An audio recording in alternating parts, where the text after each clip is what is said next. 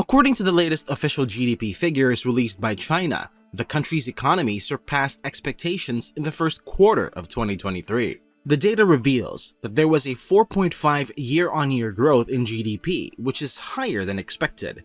Furthermore, there was an unexpected increase in consumption retail sales, which rose by 5.5%, while industrial production increased by 3% only. The recently released GDP figures from China took most analysts, including the International Monetary Fund, by surprise, given that they have been revising down their growth forecasts for the country in the past few years. The unexpected data has also reignited questions regarding the accuracy of Chinese GDP data. In this video, we will delve into the reasons why one should not fully trust China's GDP data.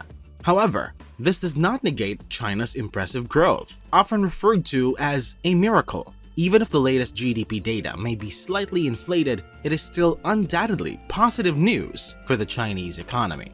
To begin, the question of whether one can trust China's GDP data is a complex one, and the short answer is that it is not entirely reliable, at least not completely. This is not a xenophobic claim, but rather a reality, backed by evidence. For instance, diplomatic cables released by WikiLeaks in 2010 show that China's premier at the time described the country's GDP figures as being for reference only, and referred to the regional GDP data as being man-made. To emphasize the unreliability of China's GDP data, the government has even arrested local officials for overstating economic figures. As a result, researchers have compared China's official GDP figures to alternative indicators of economic activity and discovered significant discrepancies. For example, a study analyzed the brightness of a country's lights at night as captured by satellite imagery and compared it to GDP data between 2002 and 2021. Although this may seem like a peculiar approach, the brightness of a country's lights at night serves as a reliable proxy for its GDP. According to the study, countries that are considered to be free and have established oversight mechanisms to validate GDP data shows a correlation between the brightness of their lights at night and the reported GDP figures. However, the same cannot be said for partly free and not free countries, where the likelihood of exaggerated GDP data increases. In these cases, China is one of the worst offenders, and the brightness of countries' lights at night do not align with its official GDP figures.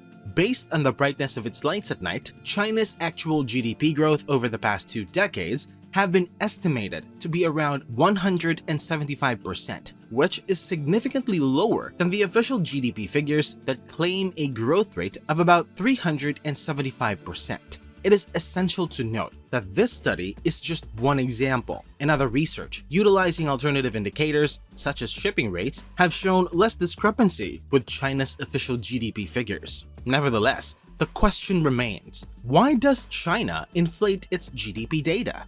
There are some who believe that China's unreliable GDP figures are the result of the Chinese Communist Party's deceitful behavior. However, this assumption is inaccurate. The real reason China's GDP data is considered unreliable is that, unlike other countries, China's GDP is used as an input rather than an output in their economic system.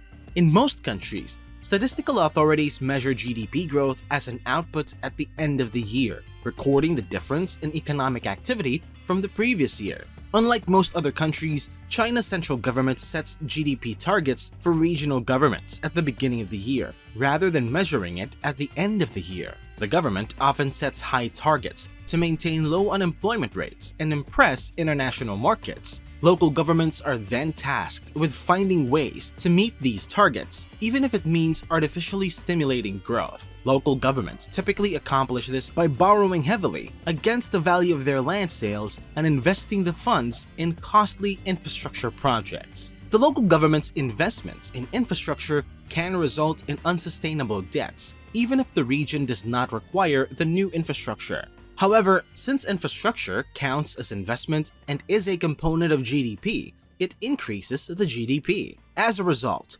local government debts have increased rapidly in recent years. According to IMF data, China's explicit local government debt has almost doubled in just 5 years, reaching over 35 billion yuan. This figure does not include other unofficial debts incurred by local governments through channels known as shadow debts, such as local government financing vehicles. To avoid being reprimanded by Beijing for not meeting their GDP targets, local officials may resort to falsifying their GDP figures. In fact, a 2019 study discovered that officials all over China have been exaggerating their GDP by fabricating capital investment data. The Chinese government has even arrested officials in Inner Mongolia for overstating their regional GDP. China's GDP figures lack credibility, primarily because they are used as an input in the country's system set by the central government, unlike the output-based approach used in other countries. As a result, local governments are incentivized to either generate GDP through excessive borrowing or occasionally report false GDP figures to please the government. The key takeaway is not that China's economic growth is substantially exaggerated. Local officials tend to opt for accumulating more debt instead of facing imprisonment for providing false information to the central government. However, the real issue is that the growth is highly skewed. In many countries, GDP growth is the result of a mix of investment and consumption, but in China, it is largely driven by investment. There are several negative implications of China's unbalanced GDP growth. The main issue is that the growth is primarily driven by investment, which creates a higher debt burden. Although this investment may not be productive, it still counts towards GDP. As a result, China's GDP may not accurately reflect its actual economic performance. This could explain why China failed the brightness of lights at night test, but passed the shipping average test.